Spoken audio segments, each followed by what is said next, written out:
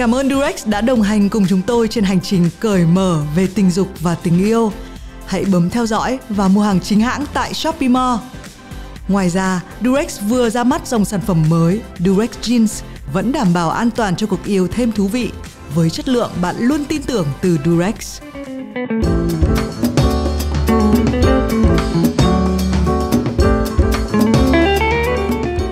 Nhiều ra ít bị. Nam chào. Ok, vậy thì tôi sẽ chào. Sợ gì? Xin chào mừng mọi người đã quay trở lại với podcast Cởi Mở. Và cảm ơn Durex, thương hiệu bao cao su số 1 thế giới, đã đồng hành cùng podcast Cởi Mở. Và chủ đề hôm nay là một chủ đề rất là xoắn não. Nó tên là cởi mở hơn về việc cởi mở để giúp chính bản thân mình. Và thật sự ra cái chủ đề mình sẽ nói chính là cái sự chia sẻ về cái đời sống tình dục và sức khỏe tình dục của mình, nó nên hay không. Và chúng ta sẽ đến với phần đầu tiên. Trước phần đầu tiên phải là giới thiệu hai host.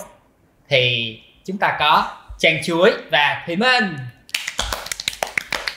Và hai bạn sẽ giới thiệu với nhau. Và hai bạn sẽ giới thiệu với nhau, trong đó phải có từ cởi mở. Năng lượng lên. Đang email. Xin chào mọi người, mình là Thùy Minh. Trước khi làm cởi mở thì mình không hề cởi mở, nhưng mà bây giờ mình nghĩ là mình cởi mở hơn. Hi, xin chào tất cả các bạn, mình là Trang Chuối. Và mình đã từng nghĩ rằng là mình sẽ giữ trinh tiết của mình đến khi mà mình đi lấy chồng, mà mình đã không cởi mở như bây giờ. Này, nhưng mà xin lỗi, lời giới thiệu này có vẻ hơi quen ấy. Hình như hồi đầu cũng nói câu này rồi. Thôi dù sao chúng ta cũng đang ở tập thứ 9 rồi, có gì thì xin mọi người thứ lỗi. Thì mình cũng đoán là không biết là có khán giả nào xem hết 9 tập không. Cho nên là chắc chắn là cuộc đời ba con người này thỉnh thoảng sẽ chia sẻ lặp lại. Rồi, mặc dù ba host thỉnh thoảng nói chuyện trên trời dưới bể, đời mình, đời người ta rất là nhiều, nhưng mà chúng tôi đã níu giữ bản thân bằng việc là chia chương trình ra làm 3 phần. Và phần đầu tiên chính là phần như lời đồn.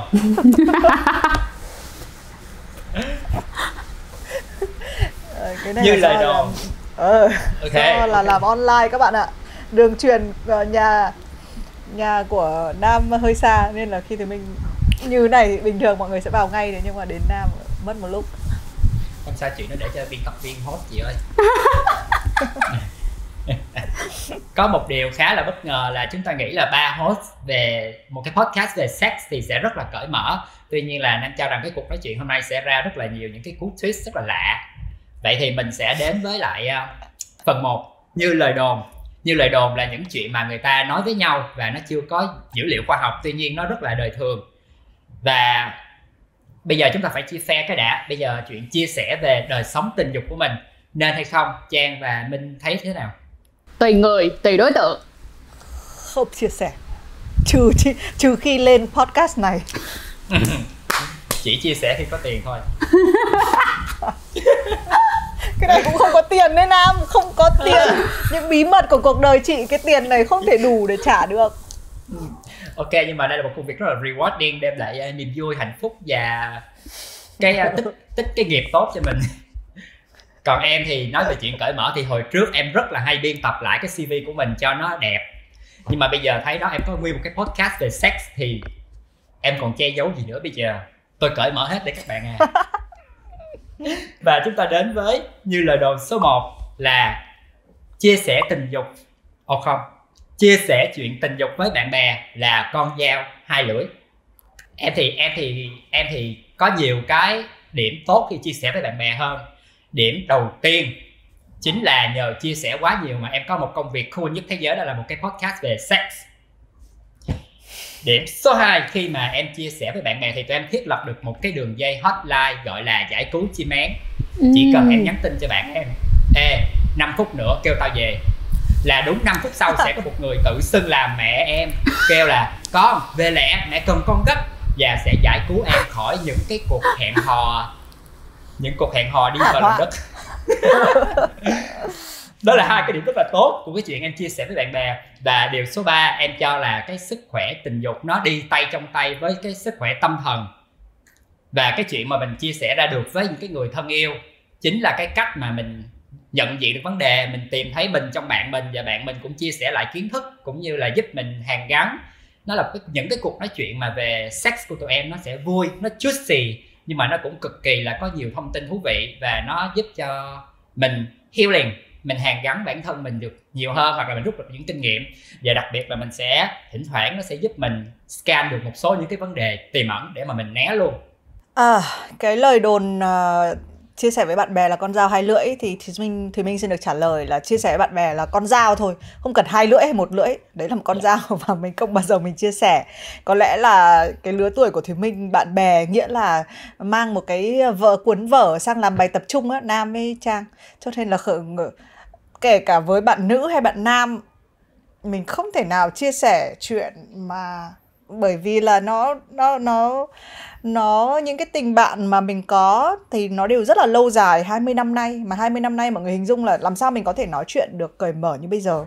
Cho nên là có thể mình sẽ biết là cái nhà này có trục trặc, thế nhưng mà bọn Thùy Minh chỉ là tín hiệu chim én thôi. Tức là mình biết là có trục trặc đấy, có vẻ là vợ chồng này không có quan hệ tình dục đều đặn đâu, nhưng mà đấy là that's it, đấy là cái gọi là sâu sắc nhất về chuyện tình dục mình có thể chia sẻ, chứ đừng nói đến các chi tiết. Đấy, nên là không chia sẻ thì đấy là cái. Và thực sự nhá, thì mình cũng, kể cả nếu bây giờ mình bị đặt vào một cái tình huống, mình cũng không biết mở lời như thế nào. Bà ơi, tôi có một cái đấy, đến đấy thôi, không biết như thế nào, không biết bắt đầu như thế nào. Cool. Còn em thì em sẽ kêu là em nửa đồng ý và nửa không đồng ý. Em nghĩ là mỗi một người sẽ có cái cách mà tìm bạn bè khác nhau á, thì em có cái quần thể bạn bè rất là lớn và với nhiều dạng bạn bè khác nhau, cũng giống như là nhiều dạng tính cách khác nhau. Có người thì sẽ rất là cởi mở, nhưng mà lại có người thì lại rất là truyền thống. Cho nên là cái việc mà chia sẻ nó cũng sẽ tùy, em sẽ tùy, giống như là mỗi một vấn đề em sẽ chia sẻ cho những cái người khác nhau khi mà mình biết được rằng người đó có quản nghe cho cái chuyện đó. Cho nên là thành ra đối với là cái chuyện tình dục thì không phải là ai em cũng chia sẻ, mà đa phần người muốn nghe tôi sẽ nói. Vậy Trang đã từng có những cái câu chuyện gì về chuyện là khi mà mình chia sẻ không đúng người thì nó gây hại chưa? Có, nhưng mà có điều nó không phải là về chuyện tình dục, mà nó là về những cái chuyện khác, nó là những cái vấn đề khác. Thì tất nhiên là cũng phải té dập mặt vài ba lần rồi mới biết được rằng là có những người mình không có nên chia sẻ một số những vấn đề chứ, đúng không? Nhất là ví dụ như khi mà cái hệ thống niềm tin của em với người đó trong cái chuyện đó không có giống nhau á, thì khi em nói ra cái chuyện đó xong rồi á, cái người ta đánh giá mình xong người ta dè biểu và người ta thay đổi cái cách mà người ta ứng xử cũng giống như là đối xử với mình, và sau đó là một cái bài học quá là lớn luôn. Cho nên thành ra là now I know. Vậy thì đó không phải là bạn, và đó chỉ là một cái phép thử để mình lọc ra ai là cái người nên grow với mình và cái người nào nên là grow apart đi. Thật ra là khi mà trong cái cuộc nói chuyện này thì Nam thấy là Trang và Minh là có một cái người bạn đời rất là gắn bó với cả hai đã lâu rồi, đúng không? Thì đến với cái lời đồn thứ hai, nó sẽ là chia sẻ chuyện riêng tư, chuyện tình dục này với người lạ còn dễ hơn là với người yêu. Thì hai cô gái có cái nhận định nào về cái lời đồn này không? Không, bé sẽ chọn là với anh ấy là dễ chịu nhất. Thùy Minh thấy cái lời đồn này đúng với Thùy Minh, thế nhưng mà nó hơi khác một chút xíu. Những cái chuyện mà sâu sắc riêng tư thì mình cũng là một cái người mà tâm sự với người lạ thì mình thấy dễ hơn. Tuy nhiên mình vốn xuất thân là một người viết báo, xong rồi sau này làm những cái công việc mà nó đòi hỏi có khán giả, thì cái người lạ của mình ở đây chính là cái đối tượng mà xem những cái nội dung của mình. Thành ra mọi người sẽ thấy một cái điều nó rất là nghịch lý là ở ngoài thì mình không bao giờ chia sẻ về cái chuyện cởi mở, thế nhưng mình lại cũng làm podcast cởi mở, đúng không? Bởi vì là không biết tại sao là nếu mà khi kể với người lạ mà người lạ đây là khán giả ấy, thì mình cảm giác mình được phân thân. Tức là cái cô Thùy Minh này chỉ là một cái nhân vật hoạt hình ở trong cái podcast này thôi. Nó không có nghĩa rằng là đây chính là cái cô Thùy Minh ở ngoài đời. Mặc dù mình cũng rất là thành thật, đúng không? Nhưng mà bằng một cách nào đấy, qua một cái phương tiện là màn hình này hay là podcast này, nó đã là một, hay là lúc mà viết bài nó đã được di chuyển sang một cái chiều không gian khác rồi. Nên là lúc đấy thì nên có thể là cái điều này nó khiến cho mình dễ hơn rất là nhiều. Nhưng thì mình nghĩ là cái hệ quy chiếu này nó giống hệt với bạn khi bạn tâm sự một cái người lạ, đúng không? Có cái bài hát Tâm Sự Của Người Lạ của Tiên Cookie ấy là rõ ràng là mình không có phải giải thích là tôi từ đâu tới, anh ta từ đâu tới, nên là mình dễ nói chuyện hơn. Yeah. Còn anh Nam thì sao? Thì nãy Nam có nói hồi xưa rất là hay biên tập lại cái CV của mình ngủ với 10 người thì mình nói là mình ngủ với 2 người. Kiểu như là mình muốn làm đẹp cái CV của mình. Tuy nhiên sau này nghĩ lại thì em không làm chuyện đó nữa. Bởi vì có một cái câu trích dẫn trong phim rất là hay, đó là tôi không thể thay đổi được cái số người tôi đã ngủ trong quá khứ, và tôi cũng không muốn làm chuyện đó luôn. Bởi vì mình không có cảm thấy xấu hổ về những cái chuyện đấy, và đó là một trong số những cái đặc tính của mình thôi, một cái câu chuyện lịch sử của mình thôi. Mà quan trọng nhất chính là cái sức khỏe của mình hiện tại là như thế nào. Bởi vì bạn ngủ với 10 người hay 100 người không quan trọng cái chuyện là bây giờ bạn mắc bao nhiêu căn bệnh STI trong người, hay bạn sạch sẽ, khỏe mạnh. Cái đó mới là cái quan trọng. Và trong cái quá trình mà em quen với người yêu em á, thì tụi em cởi mở với nhau. Em cứ một cái câu chuyện em đưa ra thì bạn cũng sẽ trả lại em một cái câu chuyện khác về cái lịch sử hẹn hò và ngủ nghê. Thì qua đó là mình nhận ra được những cái lần, những cái tan vỡ, những cái đau thương, những cái hạnh phúc mà người đó đã trải qua. Thì cái sự gắn kết của hai người trở nên rất là nhiều. Mình thấy mình trong người yêu và người yêu cũng thấy người yêu trong mình nữa, thì nó có một cái sự tin tưởng nhất định. Cho nên là cái chuyện mà chia sẻ với người lạ nó khó hơn với người yêu. Em nghĩ nó khác một cái vấn đề là đối với người yêu mình quan trọng nhất chính là cái sức khỏe tinh thần và cái sức khỏe tình dục hiện tại, hơn là trong quá khứ nó đã có những chuyện gì xảy ra. Với chị nghĩ là chắc là mình làm rõ một chút xíu. Tại vì chuyện cởi mở nó cũng có hai đằng.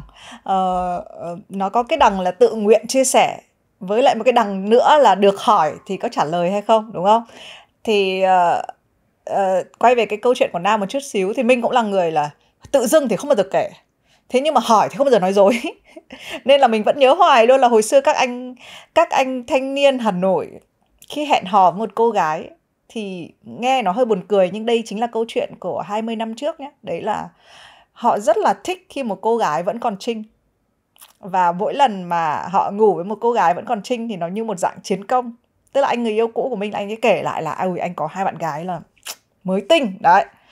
Thành ra là khi anh hỏi mình là em ngủ với bao nhiêu người rồi, và mình nói cái con số ra, thì người ta rất là sốc. Người ta nghĩ rằng là mình sẽ không, tại sao mình lại kể, thì ví dụ đấy, thì mình là cái người mà hoặc là không, đúng không? Còn nếu kể thì tại sao phải mông má, có gì nói nấy. Còn nếu không mình có thể quyết định là không, tôi không có nhu cầu kể cái câu chuyện này. Tôi không có nhu cầu để anh khoe chiến công, hay là anh xem tôi là liệt vào hạng mới hay là cũ của anh, đúng không? Thì nó có nhiều cái, nhưng mà câu chuyện nó về cái mindset thôi. Đấy là từ trước nay con người ta không có, cũng chọn người lạ là bởi vì là nếu mà chẳng may những cái chuyện này nó lộ ra thì tôi đâu có rõ danh tính là ai đâu, đúng không? Và hoặc là mình sẽ hay đổ là lúc ấy rượu vào lời nó ra ấy mà. Thì thường là những cái tình huống mà tâm sự về chuyện cởi mở tình dục hơi kín một chút ấy, người ta hay mượn đến những cái yếu tố thứ ba. Thì người lạ chính là một cái yếu tố nó ngoài rìa, đúng không? Thì chúng ta đã đi qua được 2 lời đồn. Lời đồn thứ nhất là về bạn bè, thứ hai là với người yêu, và cái số 3 cực kỳ gay cấn: chia sẻ đời sống tình dục với gia đình. Cái này không phải lời đồn, đây là lời thật. Không bao giờ, ôi giời ơi, hình dung là lời đồn số 3, trời sập cũng không bao giờ cởi mở chuyện này với gia đình. Đúng không? Nhưng cả 3 bọn mình đều giống nhau à? Em hả? Con lạy má luôn. Không bao giờ. Nó như vậy. Tại sao nó có cái lời đồn số 3 này? Bởi vì khi mà em đi research để mà viết lên những cái này, thì trong dàn producer của Cởi Mở có 2 cô gái rất là open với gia đình. Và thậm chí là tối hôm qua đi ngủ nghe như thế nào thì có thể ngày hôm sau sẽ về nói cho mẹ nghe, và không cần nói mẹ cũng biết. Thì đó là một cái kiểu mối quan hệ rất là lạ, và em nghĩ là nó rất là tốt cho cái sức khỏe tinh thần và tình yêu thương của gia đình. Nhưng mà nó không phải là cái điểm chung của các gia đình châu Á, em cho rằng là như vậy. Còn với ôi em, trời ơi, mình chỉ nghĩ như này. Không, mình chỉ nghĩ đến việc là bố mình có muốn biết bố mẹ mình có đời sống tình dục như thế nào không? Ghê lắm. Đây, kể cho nghe một câu chuyện cực kỳ đau thương, và em chưa từng chia sẻ chuyện này với ai nha. Đó là hồi lúc tuổi dậy thì có một lần em quá lo sợ về những cái thay đổi trong cơ thể của mình, thì có một cái buổi đêm nọ em ngủ không được, cái em mới nói với mẹ, em tâm sự: mẹ ơi, con dạo này hay nghịch thì con có bị gì không? Trời ơi là trời, mẹ em sững sờ, xong rồi mẹ lo lắng, mẹ không biết phải nói thế nào. Mẹ nói là trời ơi, như vậy là không được con ơi, sau này con mà vậy lớn lên con gay đó. I guess she's right.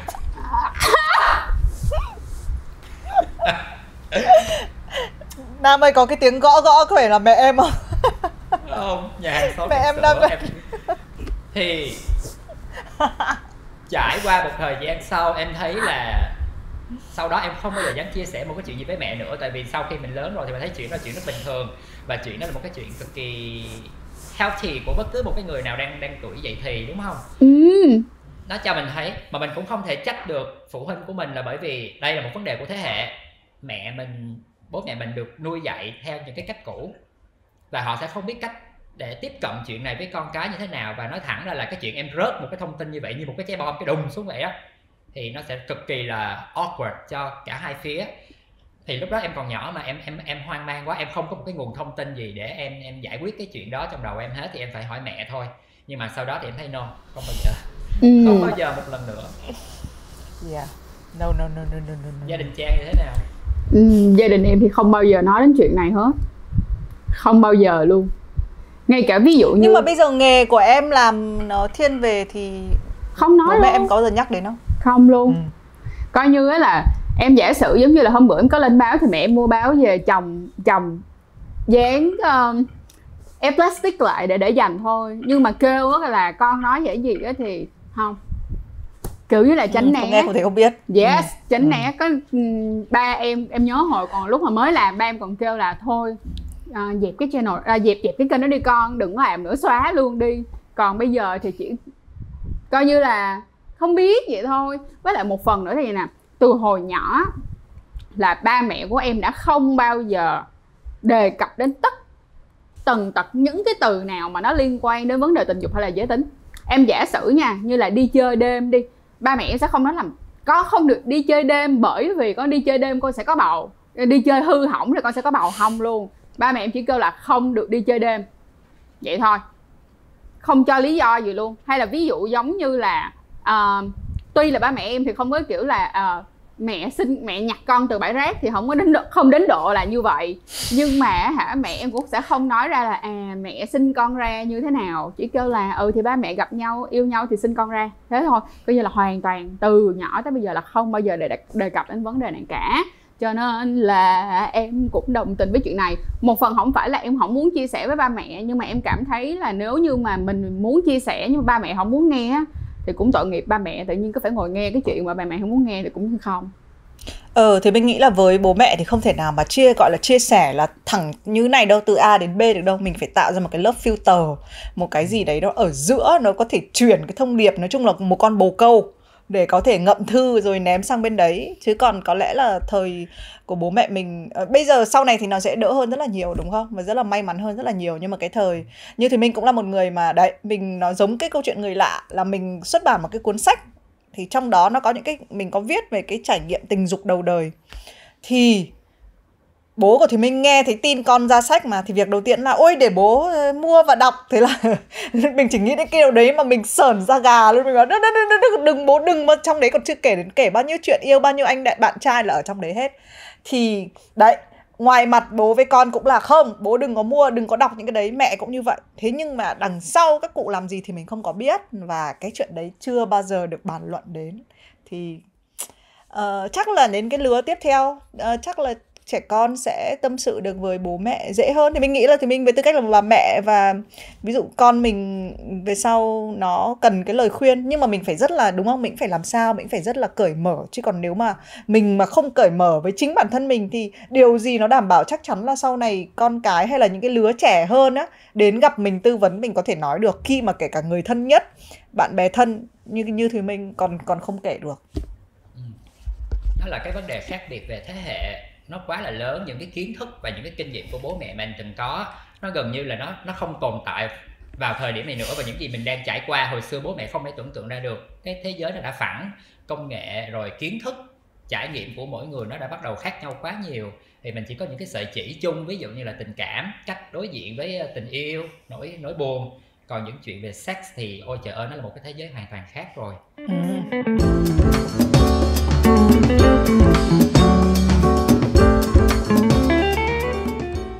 Đấy, cho nên là vừa rồi nó là cái câu chuyện mình đồn đại với nhau, mình tưởng là như thế. Thế nhưng bây giờ mình sẽ đến một cái phần mà nó có vững chắc hơn một chút, tại vì nó có một ít nghiên cứu. Đấy là cái phần người ta nói. Thì giống như cái thứ tự của lời đồn nhá, thì cái người ta nói đầu tiên là cởi mở tình dục với bạn bè thì tốt cho cái chất lượng cuộc sống của chính mình hơn. Và nó có một cái thông số cụ thể, đấy là cách đây cũng lâu rồi, 5 năm 2014 thì có một cái cuộc khảo sát của Match cho thấy là 57% phụ nữ độc thân nói về đời sống tình dục của họ với bạn bè nhiều hơn so với lại những cái báo cáo liên quan đến bạn đời. Tức là mình có cái phụ nữ có cái xu hướng là sẽ chia sẻ với bạn bè. Và cũng có một cái nghiên cứu mới ở trên International Journal of Sexual Health về tác động của cái việc mà chia sẻ đời sống tình dục tới hạnh phúc tổng thể của họ ấy. Thì họ cũng cho thấy là cũng chỉ có một cái tức là một nửa là họ sẽ thoải mái, còn phần lớn là đối với phụ nữ thì một nửa vẫn là một cái chuyện cởi mở cũng vẫn là một cái chủ đề cấm kỵ. Đấy, thì mình cũng thấy rằng là nhưng mình có thể lại tiếp tục đem cái câu chuyện văn hóa và thế hệ để mình lý giải cho cái thông số này không?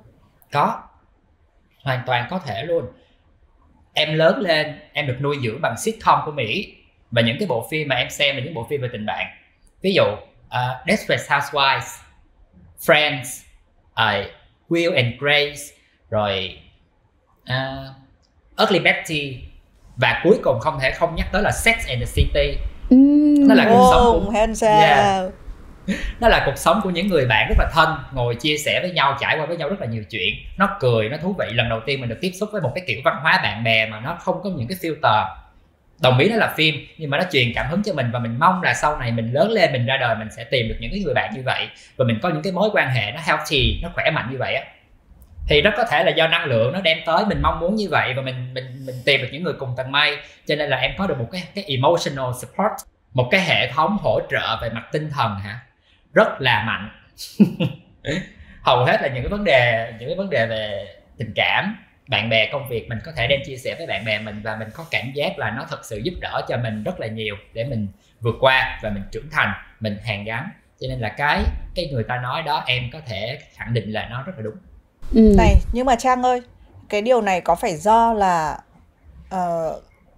những người ở trong cộng đồng LGBT+, mọi người khác nhau nhất là cái đời sống về tính dục, cho nên là nó trở thành một cái identity, một cái bản thể để mọi người dễ dàng nói chuyện với nhau hơn, đúng không? Nam có nghĩ là cái này liên quan đến việc là về cái điểm đặc thù của cộng đồng nhỏ, đúng không? Em có đồng ý với chị Minh chuyện này. Đồng ý, tại vì khi mà đặc biệt là khi mà cộng đồng nó càng nhỏ mà đã tìm được nhau rồi á, thì mọi người sẽ kiểu dễ cởi mở và trân trọng nhau hơn rất là nhiều. Nhưng giả sử giống như là ở nữ đi, ví dụ như em đồng ý với anh đó là bạn bè đã là bạn bè tốt, bạn bè đúng rồi á, thì sẽ không có phán xét nhau hay không có đánh giá, nhưng mà người ta có quyền từ chối nghe một cái gì đó mà người ta không thể chấp nhận được, đúng không? Thì ví dụ như là em cũng sẽ có một cái nhóm bạn rất là vui và cởi mở cùng với nhau để nói về những vấn đề sex, nhưng mà cũng sẽ có một nhóm họ kiểu họ chưa cảm thấy thoải mái để mà nói ra được, thì cũng không thể nào ép họ được. Nhưng mà em có đồng tình với lại cái quan điểm này nữa, là bởi vì là em cũng có một nhóm bạn, và ở trong đó thì nửa là đã có partner rồi, và một nửa thì không có, một nửa thì vẫn còn độc thân. Và tụi em hay cheer up cho nhau, tụi em hay ủng hộ những cô gái còn độc thân là đi.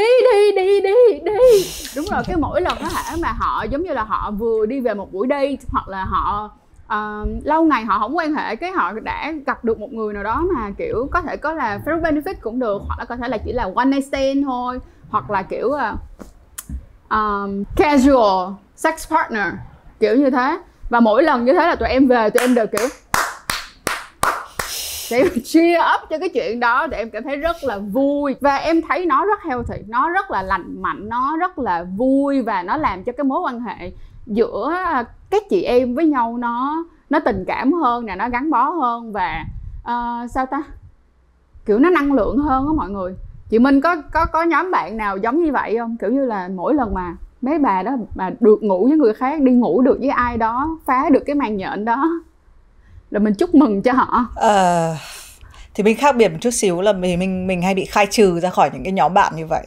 Vì mình quá đàn ông, mình hay nghe những cái chuyện thì mình có nhóm bạn là con trai. Thì mà con trai nói chung sẽ có những cái nhóm bạn trai là gay thì chia sẻ với nhau được rất cởi mở, nhưng mà cũng không nói chuyện về sex, về chuyện tình dục nhiều. Còn riêng cái nhóm bạn con trai mà là con trai mà kiểu mà hình dung là đến cái tuổi của Thùy Minh như thế này rồi thì có lẽ cởi mở. Cái cởi mở lúc đấy nó thành một cái mình nói như thế nào nhỉ? Thì mình có hỏi những cái câu là thế bằng này tuổi và không có người yêu, tức là họ làm việc rất là bận, họ không có người yêu, thì họ giải quyết nhu cầu như thế nào? Tức là mình có trong đầu cái băn khoăn đấy rất là lớn. Thế nhưng mà mình cũng chưa bao giờ mình dám hỏi cả, tại vì là mình cũng cứ sợ là, tức là mình có thể hỏi nhưng mà mình sợ là cái câu trả lời nó mình nhận được nó không được chi tiết ấy. Nó bảo là thì hoặc là tự xử hoặc là thế thôi, tức là câu chuyện hết, dừng lại đấy. Chỉ cần tốn mất khoảng 2 phút là cái chủ đề đấy đã được trải qua xong rồi. Thì nó là câu chuyện, cái câu chuyện thế hệ đấy. Cái câu chuyện là tại vì là bạn bè mình không có. Không, nhưng mà em nghĩ là bây giờ nếu mà chị làm thì được á chị Minh. Tại vì chị có nguyên một cái podcast cởi mở nói về sex, tình dục, rồi người ta sẽ kiểu Minh nó cũng chịu nói chuyện này nè, cho nên ta sẽ trả lời cho nó nghe, kiểu như thế. Còn ngày xưa có thể là do chị chưa nói và cũng không bao giờ đề cập đến chuyện đó, người ta không biết được rằng là chị có cái vibe chị sẵn sàng để nghe những cái chuyện đó hay không, để người ta trả lời sao. Chị nghĩ là chị sẽ bị khai trừ ra nốt cả cái nhóm đấy luôn. Và chị sẽ end up là không có bạn bè nữa nếu mà chị mở lời ra những câu này. Chị xin lỗi nhưng mà nó có những cái cục đá mà mình. Và như thế nào nhở? Chắc là có thể là khi mà nó chưa phải là vấn đề thì nó chưa có cái sự cần kíp là phải nói đến. Còn khi mà trong một cái lứa tuổi độc thân và mình chia sẻ thì lúc đấy nó một cách nào đấy nó hơi cần kíp. Chứ còn một cái đám mà hoặc là đã có con kiểu đầy nheo nhóc, và hoặc là có một cái đám mà chỉ có lo làm giàu kiếm tiền, không quan tâm lắm đến đời sống gia đình, thì kiểu chuyện tình dục nó không phải chuyện cần kíp với họ. Và thực ra nếu mà theo mọi người sẽ thấy cái khảo sát của Durex thì những cái nhóm này gọi là không phải là active user ấy, chắc là cũng chả bao giờ mua bao cao su và không bao giờ nghĩ về chuyện. Và đến cái tuổi đấy cái nhu cầu về tình dục nó cũng giảm xuống. Nên chị đã nói là đúng là nếu mà nói thì phải nói từ lúc rất là sớm, bắt đầu cái câu chuyện này từ lúc tuổi rất là còn trẻ. Còn sau này chỉ có là muộn thôi. Không có thể nào mà động đến được cái chủ đề đấy, nó sẽ là một cái khu vực vùng cấm. Nghe nó rất là buồn ấy, nhưng mà đấy bây giờ hơi khó để thay đổi. Thế nhưng mà bây giờ mình sẽ đến một cái vùng nó tươi mát hơn. Đấy là đến cái người ta nói thứ hai. Các cặp đôi cảm thấy khó chia sẻ về tưởng tượng tình dục với nhau.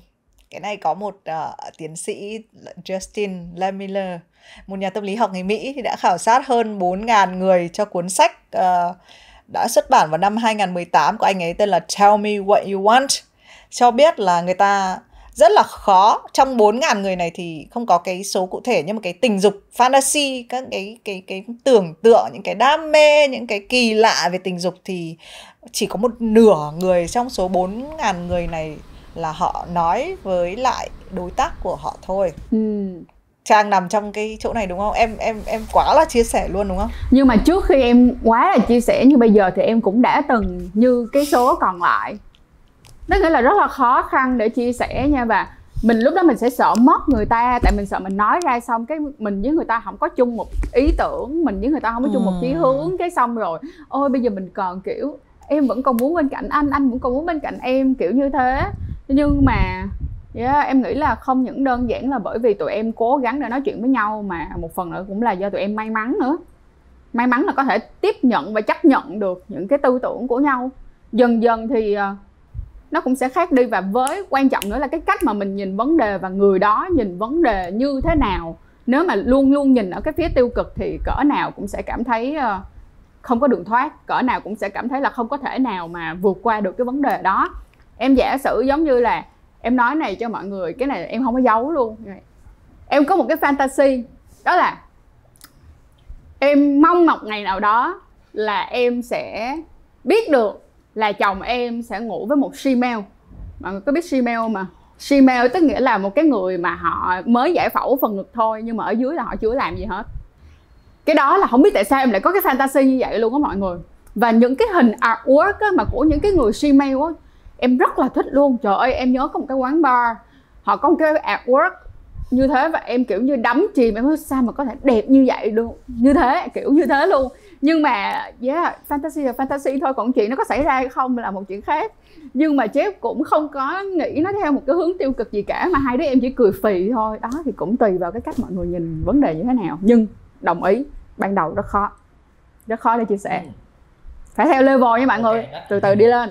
Cái chuyện đó của Trang á, nó cho thấy cái sự khỏe mạnh của một mối quan hệ giữa hai người, tức là mình có thể đưa ra ý kiến nhưng mà người kia có thể cân nhắc yes or no là move on. Thì em thấy là lớn hết rồi, trời ơi nó dối nhiều quá, che đậy nhiều quá thì nó giống như mình chơi cái Jenga mọi người, mình cứ rút từng cục gạch, rút từng cục gỗ ra, xong tới một lúc nào đó nó đổ một cái sụp xuống. Với nói dối mất công nhớ anh, nói dối mất công phải nhớ lời mình nói dối. Một cái cặp đôi mà quen nhau lâu nhất đã cưới nhau rất là hạnh phúc mà em biết, rất là thân với em, thì cả hai luôn là đều cho nhau biết là có crush ai đó mà từ nhiều năm nay rồi, từ hồi lúc còn tuổi thơ tới giờ là vẫn còn crush. Đó là một cái vấn đề và họ aware được cái chuyện đó trong mối quan hệ, và họ có những cái cách giải quyết rất là healthy và dễ thương, gần như là rất là dễ thương luôn về cái chuyện đấy. Rồi em thấy là mình nói ra thì biết đâu mình được tha thứ, còn nhiều khi được thưởng nữa. Đó là em thấy ôi, sao chị nói cái chủ đề này chị thấy chị kiểu là con người siêu boring ấy. Chị không có một fantasy gì để share luôn á. Kiểu như là bọn chị cũng là những cái cặp đôi mà cũng chia sẻ được mọi chuyện, và cái thời đầu khi mà chưa dính đến con cái thì cũng có mấy thứ kiểu ý là sẽ làm tình ở những cái nơi mà nó lạ với mình ấy, thì cũng có những cái chuyện đấy. Nhưng đấy chắc là fantasy nhất của chị rồi, không có một cái fantasy nào hơn. Trời ơi buồn quá. Thôi anyway nhưng mà chị cũng nghĩ chị nghĩ là mình nên sang cái phần thứ 3. Mình nghĩ sang cái phần 3. Không, chị xin nói hộ những người là đôi khi cởi mở nó không phải là cái chuyện quá là cởi mở như mình tưởng tượng đâu. Nó cũng có thể là cái việc là mình không có gì cả. Đâu phải ai cũng cảm thấy là mình phải rất quan tâm tới sex đâu, đúng không? Không sao. Chơi bạn em, cảm ơn các bạn đã thông cảm. Bạn em còn được người yêu nó cosplay thành crush của nó. Đó nè, đó tôi là crush của bà nè, rồi bà làm gì bà làm đi kiểu. Cái cách tiếp cận nó vừa hài hước vừa đáng yêu, nhưng mà nó cho thấy cái sự đối diện trực diện là ok, tụi tôi yêu nhau và rất là gắn kết với nhau, nhưng mà có những cái chuyện nó vùng xám mà chúng tôi thông cảm được cho nhau. Đó là cái cốt lõi của cái chuyện chia sẻ, chứ không phải chia sẻ ra là để ép buộc hay là để biến nó thành make it bigger than it is. Đúng rồi, tại vì mình chia sẻ và mình tôn trọng nhau nữa, tức là mình giải quyết vấn đề theo một cái sự tôn trọng, và mình phải biết cân bằng ở giữa. Lúc này thì ở cả hai phía không thể nào mà kiểu một người thì cứ cố gắng dress up like crush lúc nào cũng ok lâu lâu làm như là crush, còn người kia thì lúc nào cũng mơ tưởng, thì cũng không phải. Cố gắng gặp nhau ở đường ở giữa là tự nhiên mối quan hệ nó sẽ lành mạnh hơn, dễ thở hơn, vui vẻ hơn, bền chặt hơn nữa. Trời ơi, kiếm đâu ra cái người mà chịu cosplay thành crush cho bạn, đúng không? Đấy, thành ra là tất nhiên mình biết là tất cả những cái người ta nói này nó đều liên quan đến cái việc là mình có một cái đời sống nó khỏe mạnh hơn, không chỉ về cái đời sống tình dục mà về đời sống tinh thần nữa. Cho nên là cho tôi lướt qua phần này nào. Tôi không có nhiều thứ để nói trong phần fantasy này. Hãy cho tôi đến với người ta nói thứ 3.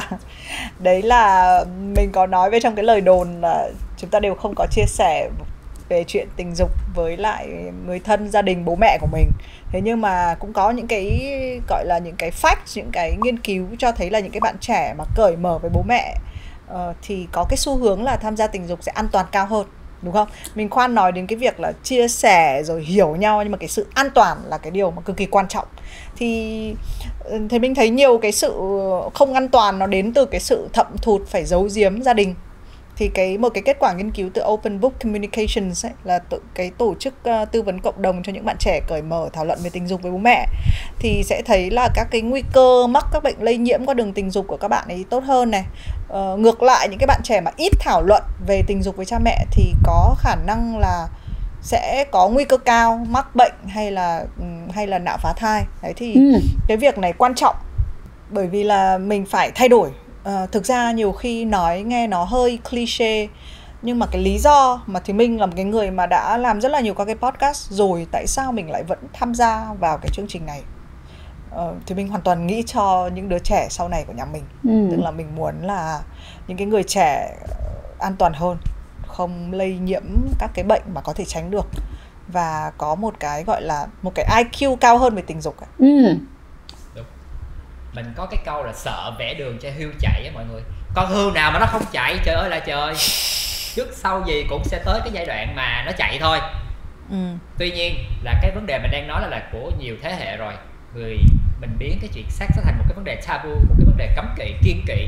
Thế là không có những cái cuộc trao đổi và nói chuyện, thì thành ra là nó ảnh hưởng đến những cái số liệu, ví dụ như là tỷ lệ nạo phá thai và tỷ lệ mắc STI của giới trẻ nó bị cao. Đó là một cái điều rất là đáng tiếc. Thì may mắn là mình bắt đầu từ những cái thế hệ sau này mình đã mình nhận thức được chuyện đấy, và mình bắt đầu có những cái chiến dịch để giúp cho cái sức khỏe tình dục và sức khỏe tinh thần của người trẻ được tốt hơn rất là nhiều. Tuy nhiên là từ gia đình, nó cũng là một cái gia đình, đó là cái nơi mình nên được cảm thấy an toàn, và nó là cái nơi mà mình lấy được cái kiến thức. Thì nếu như mà mình không có được cái sự đó thì mình phải đi tìm từ những cái nguồn khác, thì những cái nguồn đó chưa chắc là nó tốt, và nó phải có một cái sự chắt lọc, và nó sẽ có những cái sai lầm của tuổi trẻ và những cái mất mát, thì nó hoàn toàn có thể tránh được nếu như là mình có được một cái hạt giống gia đình nó tốt.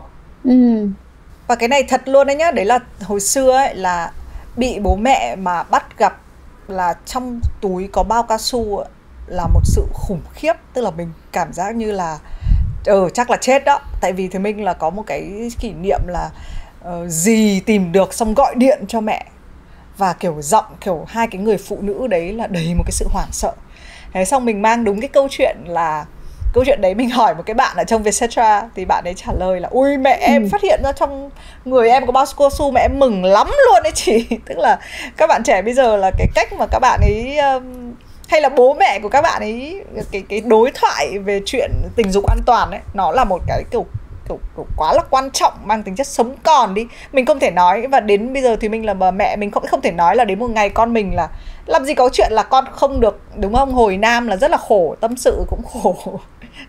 Còn bây giờ là Midori 4 tuổi đã hỏi một câu, tức là em ấy hỏi là em ấy biết là lúc còn bé thì em ấy ở trong bụng mẹ, đúng không? Thì là mình hay show những cái hình ảnh là biết rồi mẹ bụng to thì con ở trong đấy. Thế nhưng mà cái câu hỏi nó rất là thông minh ở chỗ là thế làm thế nào mà con lại chui được vào trong đấy, đúng không? Thì cái đấy là cái câu hỏi là ok, đợi một chút, mẹ sẽ phải trả lời. Và đây là cái lúc mà mình có thể sửa sai này, là con không phải chui từ nách này. Đấy, con sẽ phải phân tích việc bố mẹ cộng hưởng ra làm sao mà nó lại chui được vào trong người mẹ như thế. Thì cái chuyện này thì mình nghĩ là nó là fact rồi. Mình chỉ có thể là tiếp tục nói nhiều hơn về nó, để cho mọi chuyện cởi mở nó trở thành bình thường. Nó là câu chuyện, không phải câu chuyện thế hệ nữa. Tới bao nhiêu tuổi thì mọi người biết được con nít nó đi ra bằng đường nào? Chị không nhớ được luôn á. Đến lúc mà học chắc là gần đây thôi. Sinh lý, học chắc là sinh gần học đây thôi. 20 tuổi em mới tình cờ được biết là em phải chui ra từ mà không phải em đi tìm hiểu nữa. Bạn em nhảy vô nói trời ơi Nam, mày coi thằng bạn nó ngu không? Nó bây giờ mà nó còn kêu là con nít được đẻ ra từ trời ơi, mày tin nổi không Nam? Cái tôi ủa không phải thế từ đâu? Là 20 chị tuổi. nghĩ em không qualify để làm chương trình cởi mở là đâu Nam. Ủa, thế vậy em đại diện cho cái đối tượng mà cần được giáo dục nè. Nhưng mà thì công nhận. Thôi em không đợi tới lại thế hệ sau.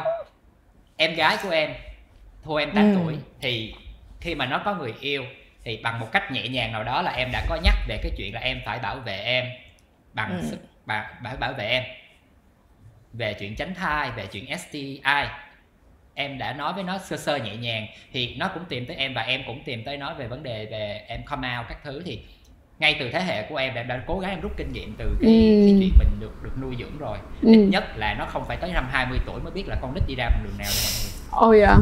Nhưng mà cái này nó cũng thấy được một chuyện, đó là nếu như mà mình có được những cái lớp hoặc là những cái kênh nào đó mà để trao đổi với lại bố mẹ, những người làm bố làm mẹ, cái cách mà họ có thể giao tiếp với con cái của mình ở những vấn đề nhạy cảm như thế này, có thể làm được những kênh như vậy thì càng tốt hơn nữa. Này là một version là mẹ của Minh, mẹ của Trang, mẹ của Nam ngồi làm một tập cởi mở.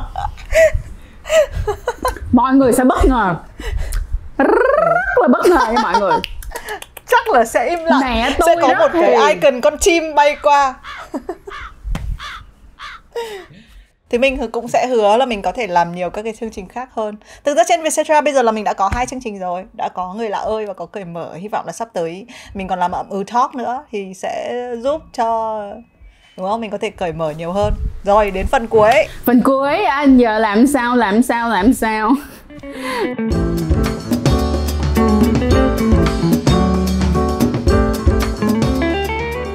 Thì bây giờ là để cho chúng ta có thể cởi mở được một cách đúng nghĩa và đúng ý thì Trang có cái câu chuyện này kể cho mọi người và chị Minh và anh Nam á, là mình có một bạn khán giả đã gửi một cái thư rất là dài về cho tụi mình, nói rằng đó là hồi trước á, bạn đó có một nhóm bạn, thì khi mà bạn đó có friend with benefit thì nhóm bạn đó biết, và nhóm bạn đó đã kéo bạn đó ra ngồi giữa một cái bàn tròn và phân trần cấm đoán bạn đó là mày không được có friend with benefit. Nếu mà mày có friend with benefit thì tụi ta không có chơi với mày nữa, tại vì tụi ta không có chấp nhận cái loại con gái như thế.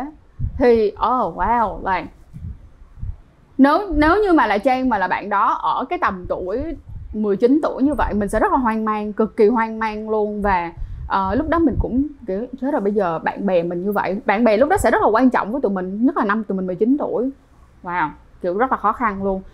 Chị Minh, nếu mà chị rơi vô hoàn cảnh đó chị nghĩ sao?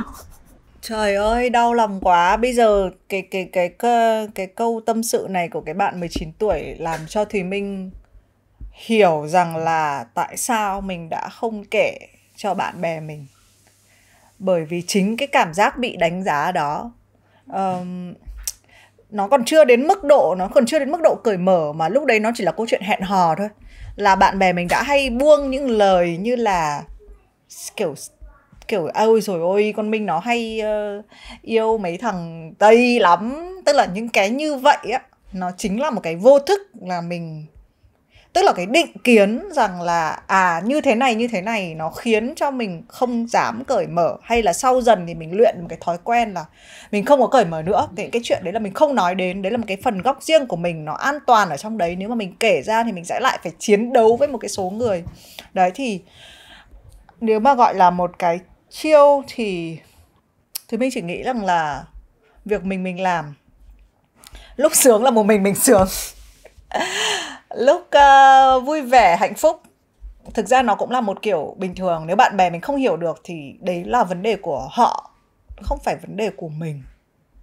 Mình chỉ có thể, tất nhiên là nếu mà với bạn trẻ hơn thì mình đến tận bây giờ 38 tuổi rồi. Còn nếu mà 19 năm trước mình gặp một cái chuyện như vậy thì chắc là mình sẽ đóng vai một con nhím đấy. Là mình sẽ thu mình lại, mình xù gai ra và mình giấu những cái gì mà mình cần biết cho riêng mình. Thậm chí nó sẽ nghiêm trọng đến mức độ là mình sẽ trở thành, tại vì mọi người biết cái việc là khi mà chơi theo nhóm ấy, nó có in group với out group. Tức là mình sẽ trở thành họ, mình sẽ trở thành giống như họ, mình sẽ phải đi theo một cái quy luật mà một cái nhóm họ quy định. Đấy thì nó luôn là cái câu chuyện là bây giờ bạn chọn cái hạnh phúc cá nhân hay là hạnh phúc nhóm. Và nhưng mà quay về cởi mở thì mình cũng đã trò chuyện thì mình sẽ thấy rằng là câu chuyện tình dục lành mạnh, an toàn và khỏe mạnh nữa là rất là quan trọng. Quan trọng với bản thân mình thì hãy quan tâm đến bản thân mình trước. Nhưng mà cái cảm giác mà bị hội đồng như vậy rất khó chịu luôn á. Cực kỳ khó chịu, cảm thấy rất là đáng sợ. Rất đáng sợ luôn.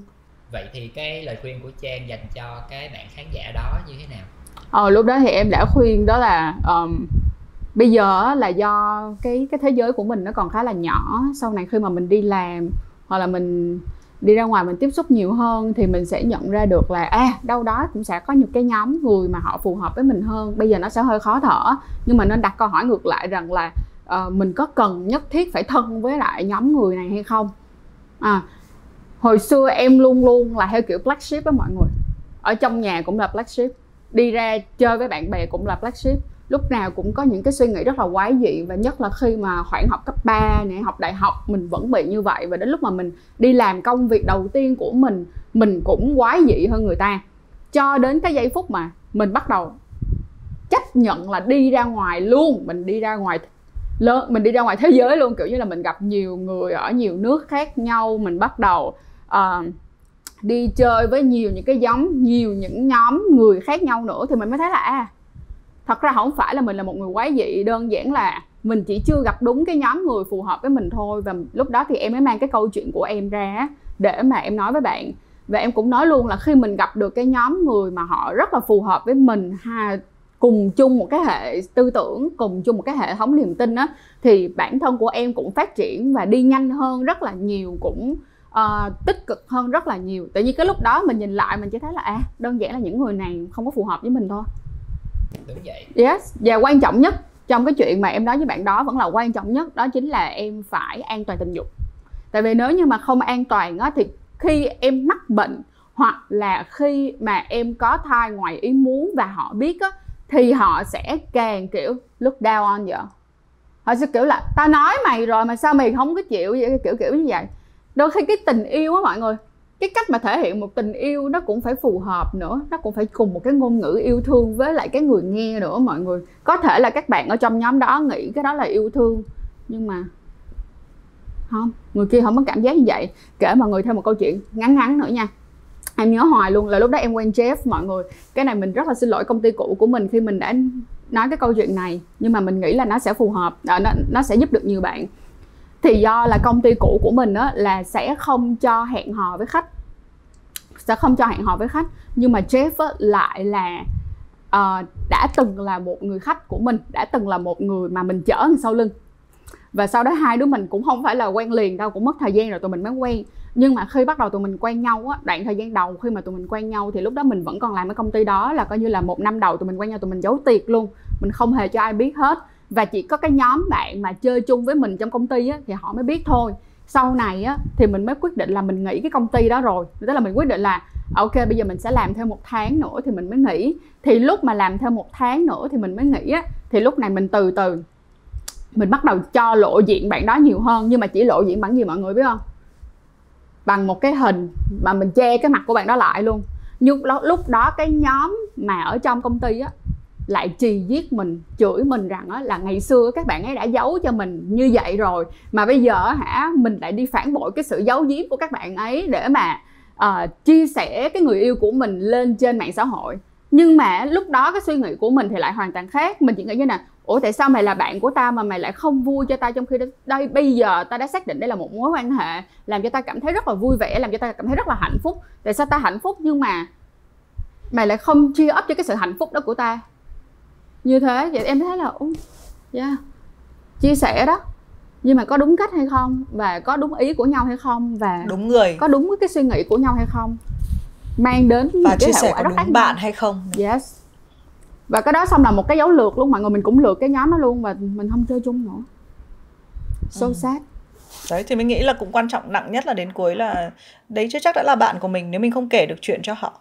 Nếu họ, đúng không? Nếu họ có vấn đề với cái cuộc đời của mình, cái đời sống tình dục của mình thì đấy là vấn đề của họ, không phải vấn đề của mình. Nam có câu chuyện nào không? Em thì nhận ra là bạn bè thì sau một thời gian chơi sẽ thỉnh thoảng nó có những người sẽ grow apart, hai người đi theo hai hướng khác nhau. Đó là cái sự phát triển rất bình thường của người thôi. Sau một thời gian thì nhân sinh quan của mình thay đổi, của bạn bè thay đổi. Thì để mà có cái cuộc cởi mở nó đúng cách và đúng nghĩa thì em nghĩ là thứ nhất mình nên có cho mình những người bạn cùng tầng mây, cùng tầng sóng. Và em luôn tin là cái năng lượng của mình tỏa ra nó sẽ thu hút một cái năng lượng tốt quay trở lại. Thì khi mà em không còn phán xét, em không còn cảm thấy xấu hổ, về chuyện của mình nữa, thì cái ngưỡng chịu đựng nghe những cái câu chuyện của em nó cũng cao hơn rất nhiều. Thì thành ra là người ta sẽ cảm thấy rất là an tâm khi họ nói chuyện với mình. Thì chính cái sự an tâm đó nó là cái chất xúc tác để cho những cuộc nói chuyện nó được smooth hơn, nó dịu dàng hơn. Em hỏi là mọi người có nghĩ là nó sẽ tùy theo cái độ tuổi không? Kiểu giống như là khi mà lúc mà mình còn trẻ hơn, mình thường sẽ muốn có nhiều bạn hơn á. Nhưng mà đến ví dụ như là giờ chị Minh hay là em hay là anh đi, tụi mình đã đến một cái ngưỡng mà tụi mình cảm thấy là cũng không cần nhất thiết phải có quá nhiều bạn đâu. Đa phần là mình sẽ cần những người bạn thật sự và là những người bạn chất lượng. Nhưng nếu mà hỏi em là em của 6 năm về trước đi, em vẫn mong muốn là mình có thể gặp được rất nhiều người và làm bạn với rất nhiều người. Thực ra chị nghĩ là do chúng ta càng lớn tuổi thì cái năng lượng của chúng ta nó giảm xuống, cho nên là mình sẽ chỉ chọn những cái gì nó thật là đáng thôi. Còn dành cho những các bạn trẻ thì dù cái năng lượng, khi mà mình có nhiều năng lượng á, thì mình yêu đương nó cũng nồng cháy hơn, bạn bè mình cũng hang out một cách say mê hơn. Nhưng mà có một cái điều nó không thay đổi, đấy là hãy luôn đặt cái bản thân mình, cái sự an toàn, cái sự sung sướng, những sự vui thú của bản thân mình lên trước tất cả. Thì mình nghĩ là bạn bè hay gia đình đều là những cái thành tố cực kỳ quan trọng trong cuộc đời mình. Và bạn cứ yên tâm một điều là khi bạn đặt bản thân mình lên trước ấy, không có nghĩa là bạn đặt họ xuống thấp. Khi bạn biết tôn trọng và coi trọng bản thân mình ấy, thì mình rất là biết cách đối xử. Và nếu mình chọn để cởi mở với những đối tượng còn lại ấy, thì mình vẫn sẽ làm được. Thế nhưng mà trước hết ấy, là phải cởi mở với bản thân mình, phải coi trọng bản thân mình. Đấy, và ở chương trình cởi mở thì chúng tôi luôn hướng đến cái sự an toàn. Câu chuyện tình dục chúng ta không phán xét, nhưng phải luôn an toàn. Đấy là cái điều quan trọng nhất. Yes. Một trong số những cái lo lắng nhất của người trẻ khi mà họ có một cái đời sống tình dục đó là những cái căn bệnh, những cái bệnh truyền nhiễm về HIV. Thì em may mắn là biết được là nếu như giả sử mình đang cần một cái sự support về mặt tinh thần để mình có thể đi xét nghiệm HIV, hoặc mình có những cái lo lắng về biểu hiện cơ thể, em biết được là mình có thể gọi cho ai và có thể đi cùng ai để nó xoa dịu cái nỗi lo lắng của mình, hoặc cung cấp cho mình những kiến thức đúng. Ngược lại em cũng sẽ là cái người rất là rành về PrEP, về nơi có thể mua PrEP và những cái vấn đề xung quanh với chuyện tình dục đó. Thì khi mà mình có được những cái người mà mình nghĩ tới là trong những cái hoàn cảnh đó mình gọi ai, mình chia sẻ được với ai sẽ là cái người xoa dịu cho mình, thì nó cũng như là một cái thước đo cho thấy là cái sự thông cảm và cái sự thấu hiểu lẫn nhau giữa hai bên. Thì rất là hy vọng là các khán giả ngồi đây sẽ tìm được cho mình những cái người như vậy.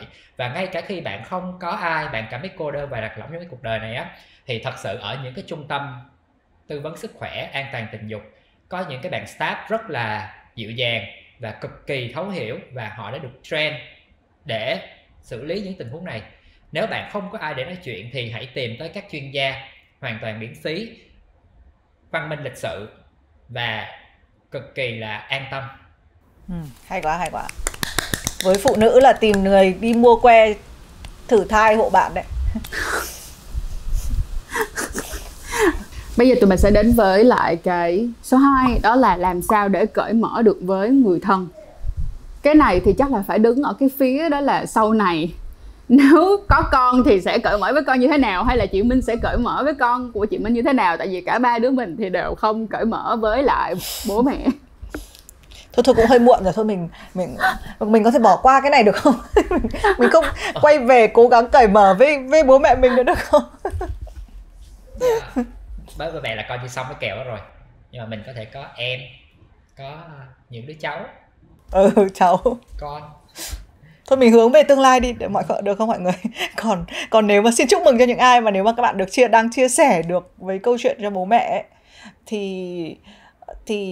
thì mình nghĩ một điều nhá, với là đã là một bà mẹ rồi, mình biết một điều là bố mẹ mình không sốc đâu, đúng không? Tại vì ai mà trải qua chuyện tình dục, ai mà chẳng ngủ với một ai đấy, và ai chẳng gặp một cái chuyện gì đấy, không có cái gì mà sốc hết. Nó chỉ là cái câu chuyện là thì mình thấy có một anh trong một cái Instagram follow, anh ấy nói một câu rất hay: mọi chuyện nó đều giống một cái cú nhảy xuống nước lạnh. Ví dụ mùa đông mình cảm giác mình cởi bỏ quần áo và mình nhảy xuống một cái nước lạnh, thì cái đáng sợ nhất là lúc trước khi nhảy. Còn khi đã nhảy xuống rồi ấy, thì tuyệt vời, tức là lúc đấy nước nó mát rồi, cơ thể mình nó quen với cái nhiệt độ đấy. Thì phần lớn những cái câu chuyện cởi mở này nó giống cái chuyện một cái cú nhảy xuống nước lạnh đó, là lúc mà trước khi nhảy thì nó rất là sợ. Hoặc như em mà tạt nguyên gáo nước lạnh xong là dập lửa luôn. Dạ, cuối cùng của chúng ta đó là làm sao để vượt qua được chướng ngại đối với đối phương. Làm sao? Đầu tiên cũng là phải vượt qua khỏi chướng ngại với chính mình đi chứ hả? Chị nghĩ là thực ra là mình có rất là nhiều thứ, nhiều chướng ngại, nhưng mà nó đều có một cái công thức chung mà mình đã chia sẻ. Đấy là mình quan trọng mình trước đi. Đấy là cách của Thùy Mình. Quan trọng mình đến nhất đi. Không, nhưng mà cái này em cũng đồng ý với chị Minh luôn nha. Ngày xưa thì em cứ nghĩ rằng là cái việc mà mình nghĩ cho bản thân của mình thì mình sẽ ích kỷ. Nhưng mà nếu như mình không nghĩ cho mình trước á, thì sau này mình sẽ hối hận. Một á, là mình sẽ hối hận. Hai á, là mình sẽ đổ lỗi. Mình sẽ đổ lỗi và mình sẽ rất là nạn nhân. Và khi bắt đầu thay đổi cái cách là mình sẽ nghĩ rằng là mình có cảm thấy thoải mái không chả? Ok, giờ mình thoải mái rồi thì khi mình làm mình không có đổ lỗi nữa. Và cái tiếp theo nữa là sao? Mình cũng sẽ đưa cho người ta một cái vibe rằng là mình sẵn sàng và mình rất là thoải mái với họ, và người kia cũng sẽ cảm nhận được. Như vậy thì nó sẽ dễ dàng hơn rất là nhiều. Với lại cái việc mà tụi mình thoát ngại á, thì đầu tiên vẫn phải là làm. Giống như người ta hỏi là làm sao để có thể quan hệ được lần đầu vậy chị, thì cứ làm đi rồi cứ phải làm đi rồi mới có lần thứ hai chứ, đúng không? Thì đối với cái chuyện này nó cũng như vậy. Ngay cả ví dụ như là dirty talk, để các bạn nó có thể mới cái ào vô mà nói là dirty talk cho thật hay được, đúng không? Thì mình cứ làm, sai thì sửa, nhưng hãy bắt đầu và hãy bắt đầu từ từ thôi. Đừng có vào một cái kiểu giống như là chưa bao giờ nói chuyện với nhau rằng nó hả là ta thích người như thế nào, tôi thích người như thế nào, mà vào kêu là ê, fantasy của ta là threesome foursome một cái. Người ta nghe một cái là người ta dội mìn liền, đúng không mọi người? Làm ơn làm phước, đi theo từng bước nhỏ rồi đi lên. Thì đã từng có một bộ phim về cái What's Your Number, nó xoay quanh chuyện là đọc được một cái bài báo, đúng không? Là đã ngủ bao nhiêu người thì cái cơ hội lấy chồng sẽ cực kỳ thấp. Thế là cô gái này đã lỡ vượt qua con số đó rồi. Thế là bao nhiêu câu chuyện dở khóc dở cười xoay xung quanh cái chuyện chỉ là vì một con số. Các bạn à, 2021 rồi, không ai quan tâm tới cái số người bạn đã ngủ trong quá khứ, thậm chí bạn cũng không chắc là nhớ. Đúng. Chỉ quan tâm tới at least for me.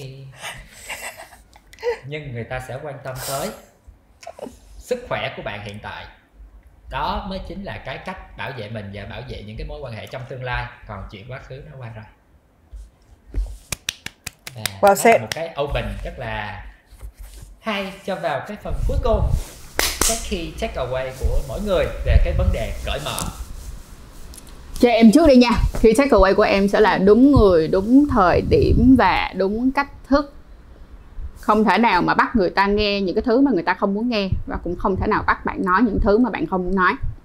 Rồi, của Thúy Mình là cởi mở với bản thân mình trước. Xong cái giai đoạn này rồi hãy nghĩ tiếp. Cái sự phán xét của mình dành cho bản thân, dành cho người khác, và nó là một cái nguồn năng lượng rất là xấu. Thì thay vì phán xét thì hãy đặt bản thân mình vào vị trí của người khác. Cũng như là hãy tha thứ cho bản thân và hãy chấp nhận những cái điểm có vẻ như không đẹp của mình, thì nó sẽ cởi mở ra cho mình được rất là nhiều những cánh cửa để mình tìm đến cái sự trưởng thành và cái sự chữa lành. Hãy tha thứ cho mình. Yes. Rồi, cảm ơn Hoa hậu thân thiện nha. Rồi. Và nhân tiện thì cảm ơn một nhân vật siêu quan trọng, đấy chính là Durex, đã tài trợ và đồng hành cùng với Cởi Mở để cho câu chuyện của chúng ta luôn được cởi mở. Trước khi chúng ta cởi mở được với bạn bè, với gia đình, thì ít nhất là chúng ta đã cởi mở được với nhau, với khán giả theo dõi podcast này. Và các bạn cũng đừng quên là nếu muốn mua Durex thì bạn có thể lên Shopee Mall và chọn Durex Jeans, chính là đơn vị luôn đồng hành cùng với Cởi Mở. Một lần nữa thì cảm ơn mọi người. Chúc tất cả chúng ta đều có thể luôn cởi mở được với nhau. Xin chào, hẹn gặp lại. Bye bye.